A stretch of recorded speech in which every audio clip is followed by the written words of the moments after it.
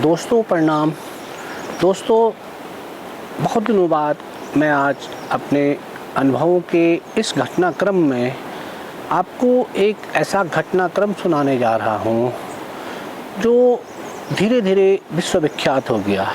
यानी एक ऐसा आदमखोर जिसने केवल शराब पिए हुए आदमियों का ही शिकार किया और वो एक अल्कोहली मैनीटर बन गया। मंचों से इस घटना का वृत्तांत लोगों को सुनाया और धीरे धीरे ये एक चर्चा का विषय बन गया। आज इसी घटनाक्रम को मैं आपको सुनाने जा रहा हूँ। ये घटनाक्रम उत्तराखंड के पिथौरागढ़ जनपद के डीडी हाट ब्लॉक का है। तो सबसे पहले आपको पिथौरागढ़ और डीडी हाट के जो विवरण है, जो वहाँ की सौंदर्यता है, उसके बारे में मैं आपको बताना चाहूँगा। दोस्तों, उत्तराखंड के 13 जनपदों में पिथौरागढ़ भी एक जनपद है। पहले यह अल्मोड़ा जनपद का भाग हुआ करता था। जब चंद्रवंशी राजाओं का नाम आता है उस समय बहुत बार इसको राजधानी व किले के रूप में भी उपयोग किया गया। 24 फरवरी 1960 को अल्मोड़ा से इस भूभाग को काटकर एक नया जनपद बनाया गया। इस जनपद में 8 ब्लॉक और 12 तहसीलें हैं। जनपद पिथौरागढ़ सामरिक दृष्टि से भी बहुत महत्वपूर्ण है। इसकी सीमाएं एक ओर चीन से तथा दूसरी ओर नेपाल से मिलती है। यहाँ की संस्कृति में, यहाँ की बोली भाषा में नेपाल और तिब्बत दोनों अंतर्राष्ट्रीय भाषाओं का बहुत मेलजोल है। पुराने ज़माने में पिथौरागढ़ की दारमा तथा ब्यास घाटी से तिब्बत में व्यापार होता था और ये जो जोहार घाटी है, इसमें एक जो स्थान आज वीरान है, नीलम, वो व्यापारिक का बहुत बड़ा मार्केट था। यहीं से सारा व्यापार चलता था। वहाँ से तिब्बत से जानवर, ऊन, इस प्रकार की चीज़ें यहाँ आती थी और यहाँ से जो सामान तिब्बत के ले जाता था वो पहले नीलम में और उसके बाद जानवरों, घोड़े, खच्चर, याक के द्वारा बकरियों की पीठ पे लाद कर व्यापार किया जाता था। प्राकृतिक सौंदर्य की दृष्टि से बहुत ही सुंदर, इतने बेहतरीन जंगल, इस विकास प्राकृतिक दृष्टि से प्रकृति ने इससे अमूल्य धरोहर सौंदर्य प्रदान किया है। इसमें जोहार घाटी, इसमें अस्कोट वन्यजीव वन प्रभाग, दारमा, अनेक प्रकार के जो ऐसी जगह हैं जो पर्यटकों के लिए अपनी ओर आकर्षित करती है। यहाँ तक कि आदि कैलाश जाने का जो मार्ग है वो भी पिथौरागढ़ से ही है। आप आइए कभी इस क्षेत्र को, जो आप देखेंगे मंत्रमुग्ध हो जाएंगे। मुझे ये क्षेत्र वन संपदा की दृष्टि से, वन्य जीवों की दृष्टि से बहुत ही अच्छा लगा। पिथौरागढ़ जनपद का एक ब्लॉक है डीडी हाट। डीडी हाट अपनी जंगलों के कारण, अपनी प्राकृतिक सौंदर्यता के कारण और भी ज़्यादा प्रसिद्ध है। इसमें जोहार घाटी, आगे को जो मुंशियारी वाला पोर्शन है वो जोहार घाटी है और सौर घाटी इसे कहा जाता है। उसके ऊपर एक लाल माटी वाला जो पूरा क्षेत्र है, यानी थल के ठीक सामने पार, ये वाला पोर्शन जिसकी मिट्टी जो है वो लाल रंग की है। इसलिए इसको लाल माटी वाला क्षेत्र भी कहा जाता है।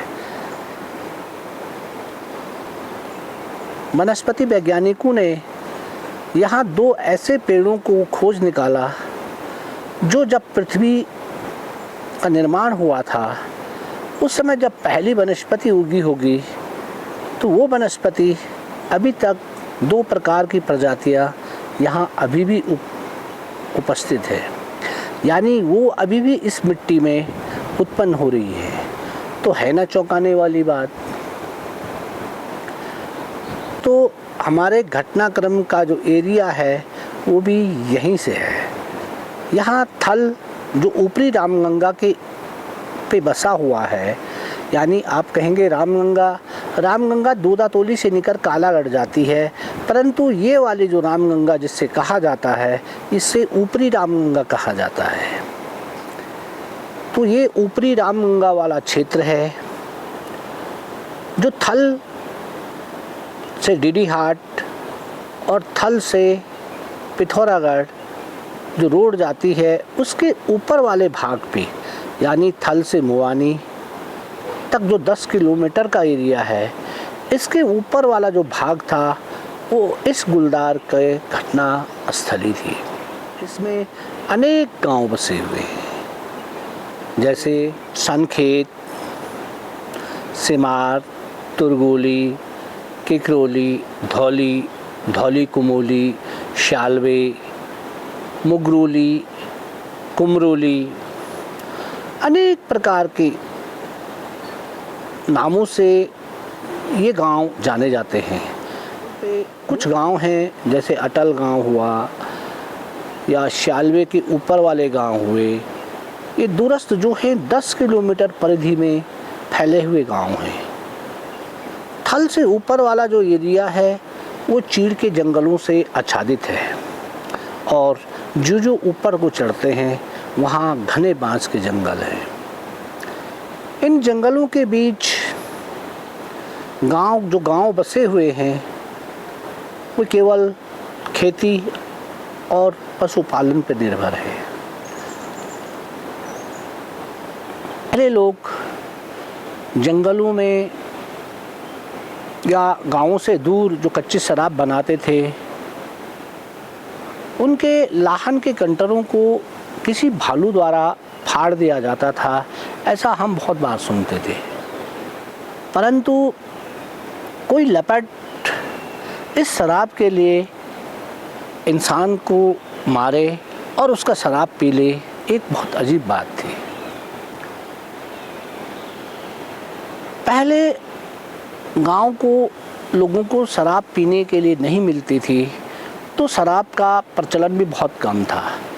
जब से शराब नीति द्वारा छोटे छोटे कस्बों में भी शराब की दुकानें खोली गई तो पीने वालों की संख्या भी अपने आप ही बढ़ गई और पहाड़ में अब एक ये रोज़मर्रा की ज़िंदगी का एक अंग बन चुका है कि शाम को थोड़ा से थोड़ा पीना है। इससे पहले मैं इसमें कुछ इस प्रकार की चीज़ों में बदलाव कर रहा हूँ क्योंकि ये घटनाक्रम में शराब और शराबी इस प्रकार का जो शब्द हैं उन शब्दों से, क्योंकि ये घटना आज से 11 साल पहले हो चुकी है, अब जो लोग इस घटना में उस समय जो मरे होंगे लोग या जो उनको गुलदार द्वारा मारा गया होगा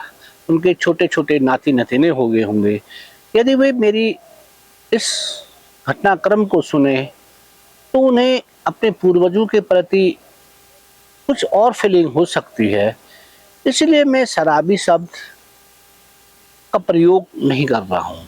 दूसरा, इस घटनाक्रम में उनके जो वास्तविक नाम हैं उन नामों को भी मैं कुछ बदल रहा हूँ ताकि ये उनके मनोमस्तिष्क पे या किसी भी प्रकार से किसी परिवार को मेरे इस घटनाक्रम से पीड़ा न पहुँचे, इसलिए ये आवश्यक है।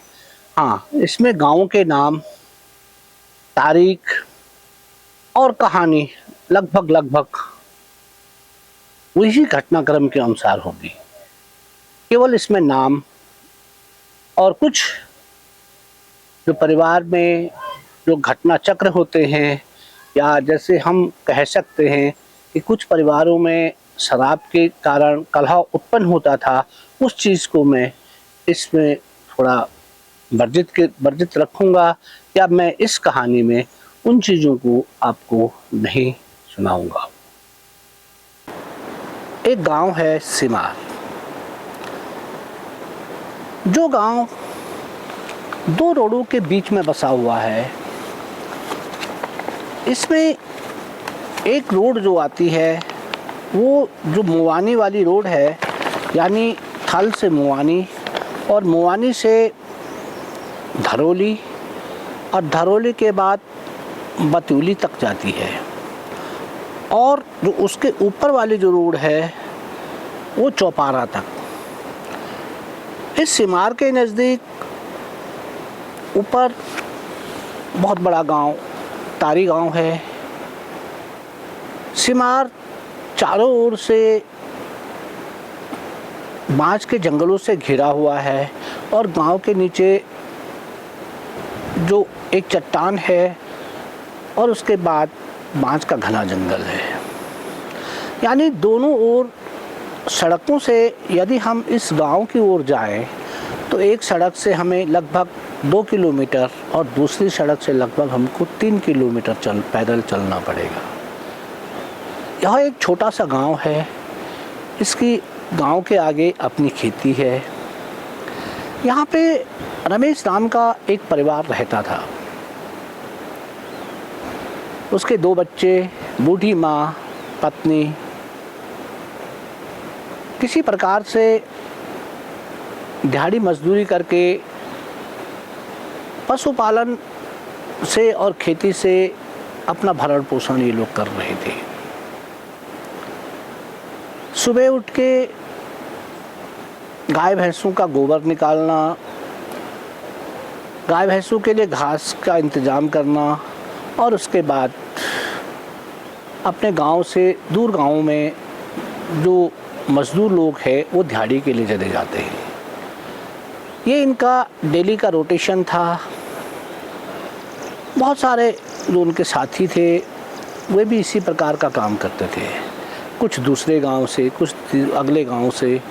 और उसके बाद शाम को जब 4-5 बजे ये अपने काम को, अपनी दिहाड़ी को निपटा के आते, तभी ये शाम को अपने घर के लिए जब रवाना होते तो उस समय ये लोग कहीं बैठते और उसके बाद गपशप लगा के गाँव लौट जाते। दोस्तों, ये 23 जनवरी 2012 की बात है। रमेश राम रोज़ की तरह आज भी दिहाड़ी मजदूरी करने दूसरे गांव गया था। शाम को दिहाड़ी मजदूरी करने के बाद जो और साथी गांव के थे सब कुछ न कुछ, क्योंकि शराब पीने वालों के लिए वो अपना जुगाड़ बना ही लेते हैं कहीं न कहीं से। उस दिन जिसके यहाँ रमेश राम दिहाड़ी पे काम कर रहा था, यानी उनकी मकान बन रही थी, उस पे वो दिहाड़ी पे था, तो वहाँ पे जिनका मकान बनाया जा रहा था उनके द्वारा भी इनको 2-2, 4-4 पैग आते समय उस मकान मालिक द्वारा पिला दिया गया था। उसके बाद ये बाई रोड चलते आए और 1, 2, 3, 4 जितने इनके और साथी से सब एकत्र होते गए। फिर क्या था, सब कुछ न कुछ लेके आए थे, कुछ कच्ची, कुछ देसी शराब। एक जगह जहाँ से अब पैदल जाना था रोड से, सब बैठे वही डिस्पोजल गिलासों पे और जेबों में नमकीन की थैली जो इनकी रहती थी वो निकाली, सभी बैठे और सभी उस देसी शराब को पीने लगे।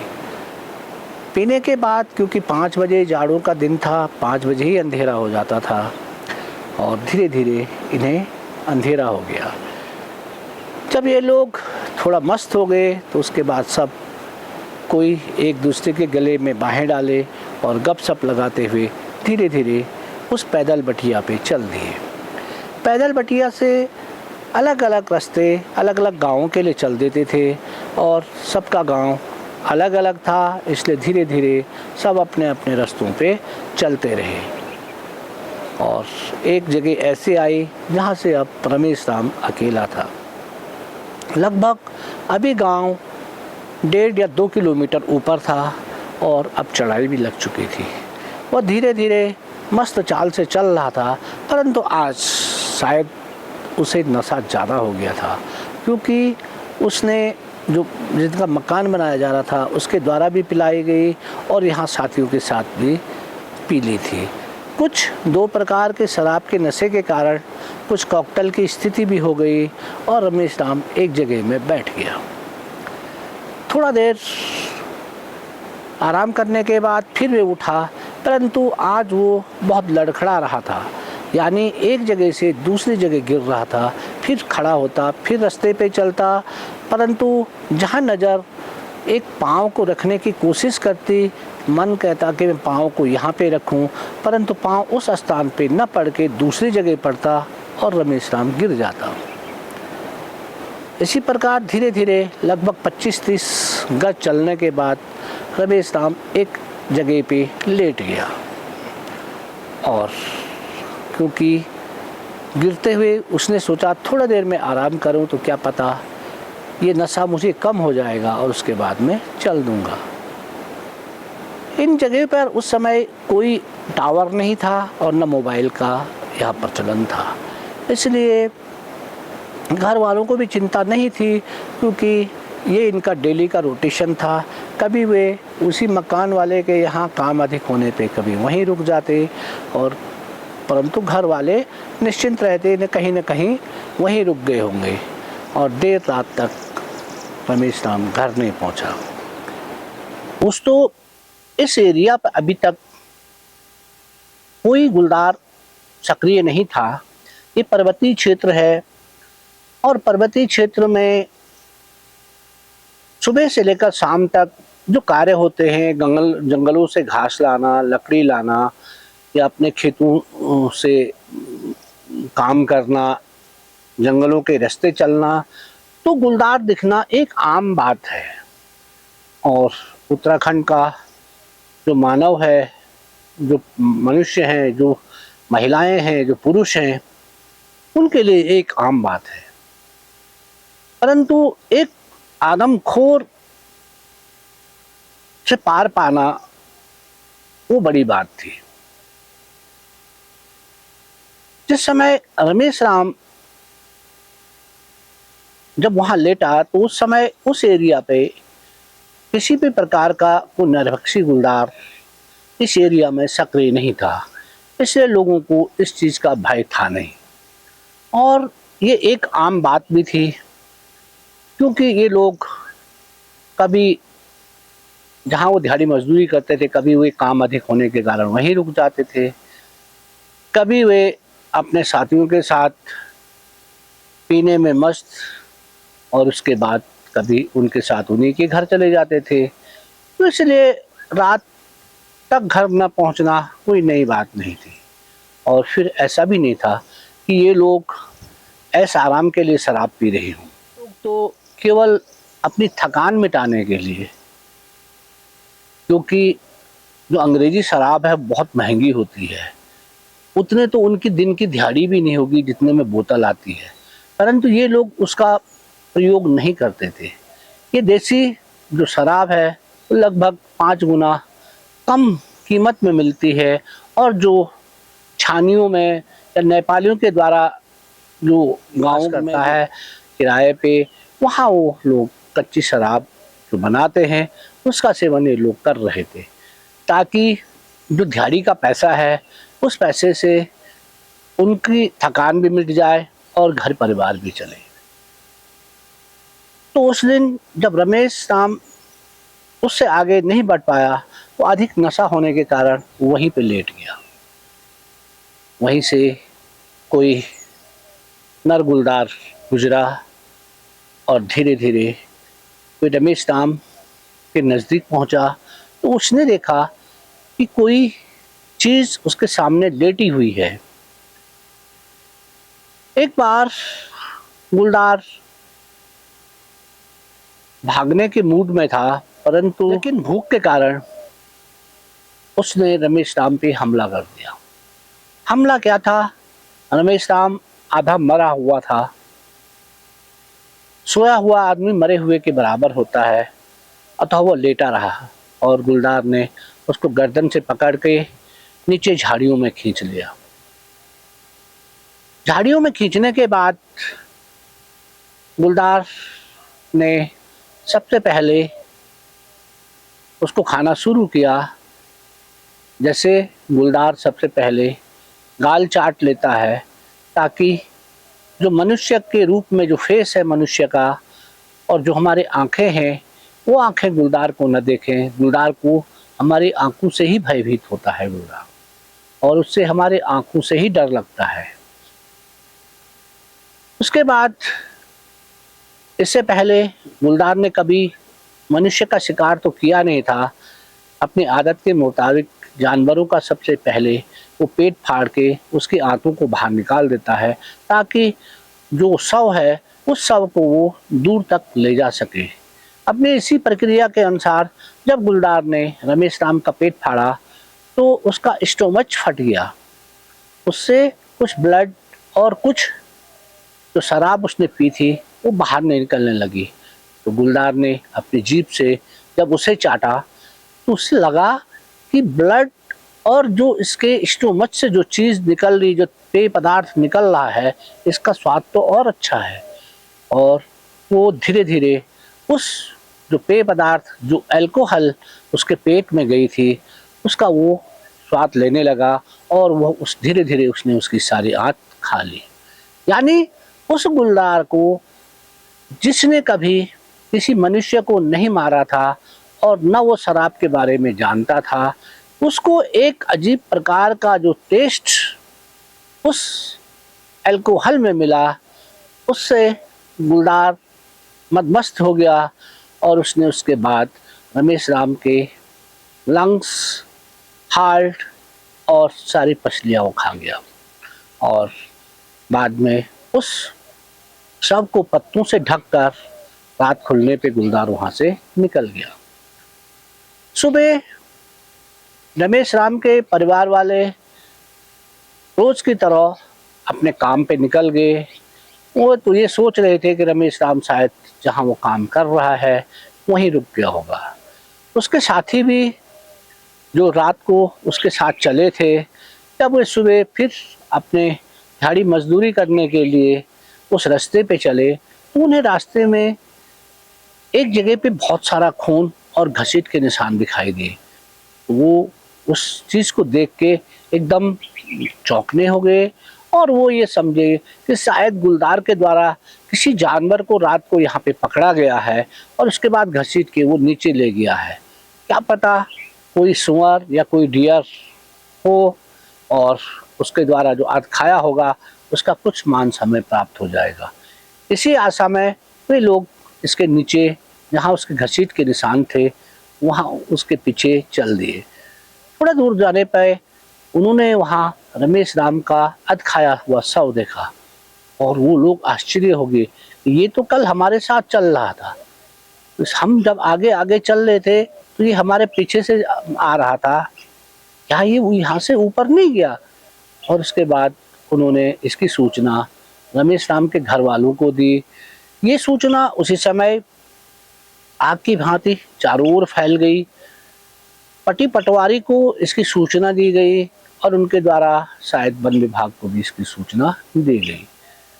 मौके मुआयने पे पटवारी और वन विभाग वाले लोग पहुंचे तो उन्होंने देखा कि वास्तव में रमेश राम को किसी गुलदार ने मार दिया है। इसके शव का आधा भाग गुलदार द्वारा खा लिया गया है और वहीं पे इसका पंचनामा करा के शाम तक उसके शव को उसके परिवार वालों को सौंप दिया गया। ये घटना इस प्रकार की थी कि रात को आप पिए हुए में हैं, शराब में, और आप रात को घर आ रहे हैं तो किसी जंगली जानवर के द्वारा यदि आप पे अटैक हो गया तो बहुत ज़्यादा चर्चा का विषय नहीं बना और धीरे धीरे लोग इस चीज़ को भूल गए।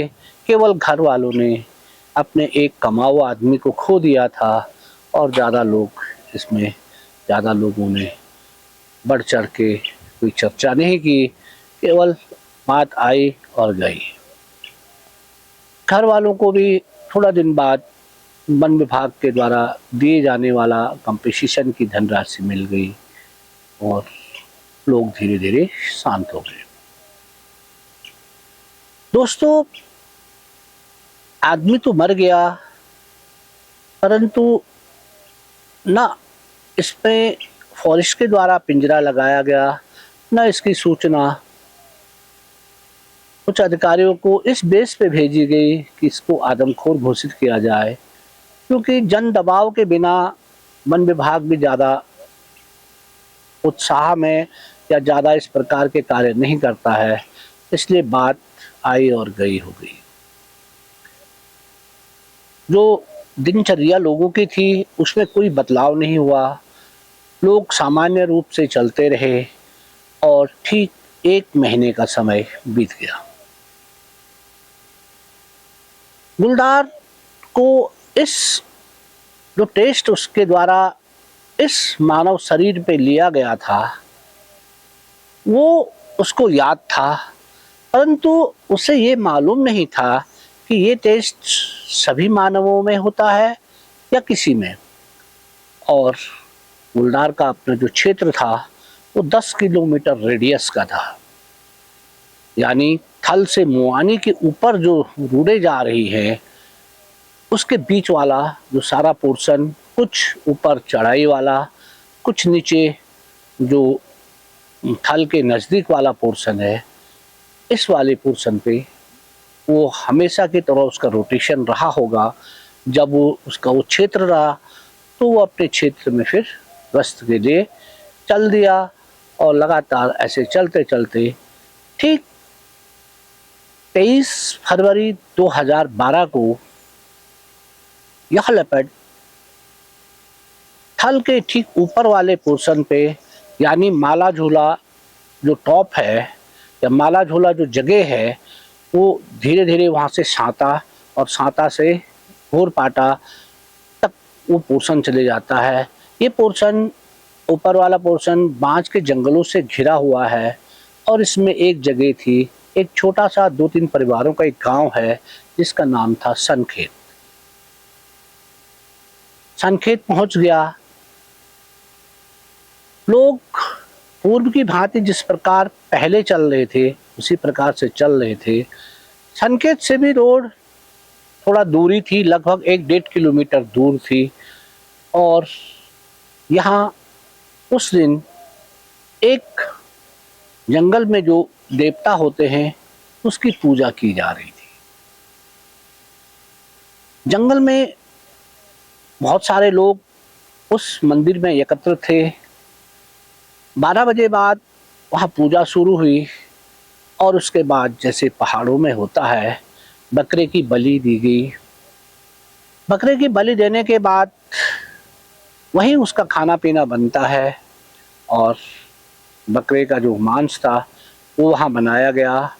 हलवा, पूरी और बकरे का मांस और उसके साथ शराब। अक्सर पहाड़ों में जो जंगलों में जो देवता होते हैं या जंगलों में जो मंदिर होते हैं, लगभग 50% मंदिरों में, जैसे किसी भैरव का है या काली का है, वहाँ इस प्रकार की बलि प्रथा चलती है। और शायद इस मंदिर में भी उस दिन बकरे की बलि दी गई। भोजन बना और लगभग शाम के 5 बज चुके थे। इस मंदिर में उस दिन कोई महिलाएं, क्योंकि जंगल वाले जो मंदिर होते हैं उनमें केवल उस पूजा में प्रतिभाग करते हैं, क्योंकि एक तो ये गांव और घरों से बहुत दूर होता है, फिर महिलाएं देर रात तक वहाँ नहीं रह पाती हैं, इसलिए अधिकतर सारे पुरुष इसमें प्रतिभाग करते हैं। 5 बजे बाद खाना तैयार हुआ और प्रसाद लगने के बाद सबने खाना शुरू किया। खाने में एक तो सामूहिक भोज में बकरे का मांस और उसके साथ शराब, ये 3 चीजें किसी भी भोज को एक अति विशिष्ट भोज बना देती है और उसे बड़े चाव से खाया जाता है, गपशप लगाते हुए।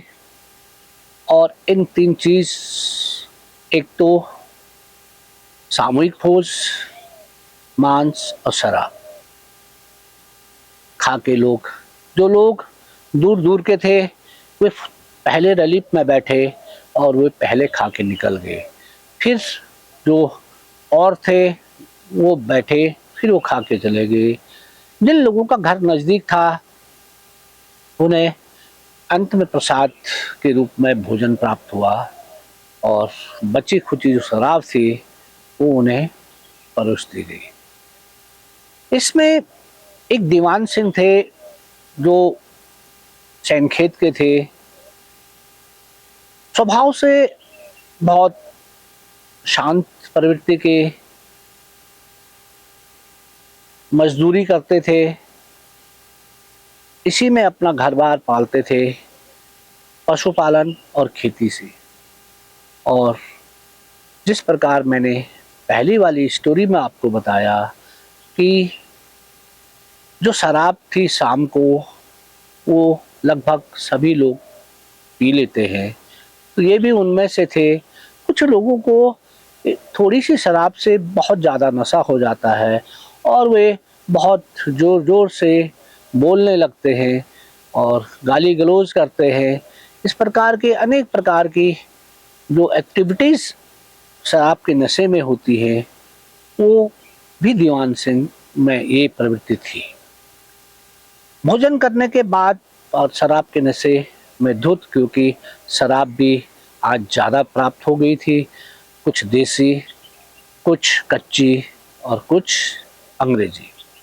3 प्रकार की शराब पीने के बाद लगभग 7 बजे धूप अंधेरा हो गया था एकदम, क्योंकि जाड़ों के दिन थे, फरवरी का महीना माने बहुत ठंडा, और जो ये जगह थी ये बहुत ऊंचाई पे थी, इसलिए और ज़्यादा ठंडक उस समय महसूस हो रही थी। अब ये लोग धीरे धीरे अपने गंतव्य पे, अपने गाँव की ओर चल दिए।